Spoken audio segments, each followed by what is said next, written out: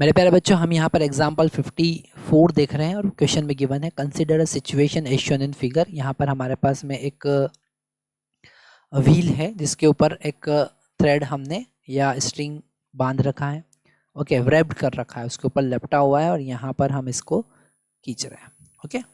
और ये एक ब्लॉक से कनेक्टेड और ब्लॉक के ऊपर हम 10 न्यूटन का फोर्स हॉरिजॉन्टल डायरेक्शन में लगा रहे हैं। The moment of inertia of this wheel is 2 kg per meter square and the radius is 0.25 meter. Okay, this 0.25 can written as 1/4 meter. Okay, now angular acceleration of wheel assuming no slipping. ठीक है, यहाँ पर pure rolling है, तो अब यहाँ पर जो टेंजेंशियल फोर्स लगेगा वो टेंजेंशियल फोर्स हम यहाँ पर कैलकुलेट कर सकते हैं। दिस टेंजेंशियल फोर्स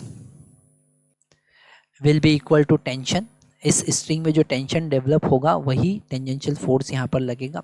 तो अगर ब्लॉक के लिए हम इक्वेशन लिखें, ओके, तो वो होगा 10 minus tension is equal to उसका acceleration, that is 2 into a. So it is our equation number 1। Same as it is अगर हम व्हील के लिए लिखेंगे तो tangential force into perpendicular distance r, that is the radius of wheel, is equal to I into alpha. और यहाँ पर अगर स्लिपिंग नहीं हो रहा है तो there is relation between this tangential this acceleration a, acceleration of block. अब ब्लॉक का एक्सेलरेशन a है, ओके, तो इस स्ट्रिंग का एक्सेलरेशन भी a ही होगा क्योंकि इनएक्सटेंसिबल स्ट्रिंग है। तो यहाँ अगर इस पुली के ऊपर हम पॉइंट देखें तो उसका एक्सेलरेशन भी a ही होगा। और इस पुली का या इस व्हील का अगर हम अल्फ़ा देखेंगे तो a is equal to alpha into R हम लिख सकते हैं। ठीक है, ये कॉन्सेप्ट थोड़ा सा ध्यान से आपको समझना पड़ेगा क्योंकि यहाँ पर a जो है वो एक्सेलरेशन ब्लॉक का है और अल्फ़ा जो है वो इस व्हील का एंगुलर एक्सेलरेशन है, और दोनों में रिलेशन इसलिए है क्योंकि यहाँ पर वो स्ट्रिंग से कनेक्टेड है। ठीक है, तो ये हमने यहाँ पर समझा। तो यहाँ पर अल्फ़ा इंटू आई हमने लिखा।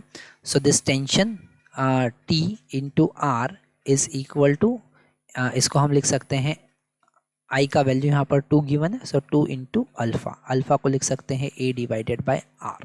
Okay, so this A will be equal to, यहाँ से हम T कैलकुलेट कर सकते हैं, T will be equal to 2A divided by R square, और R का वैल्यू हमने पहले लिखा है 1/4, तो ये हो जाएगा 2A divided by 1/4 whole square.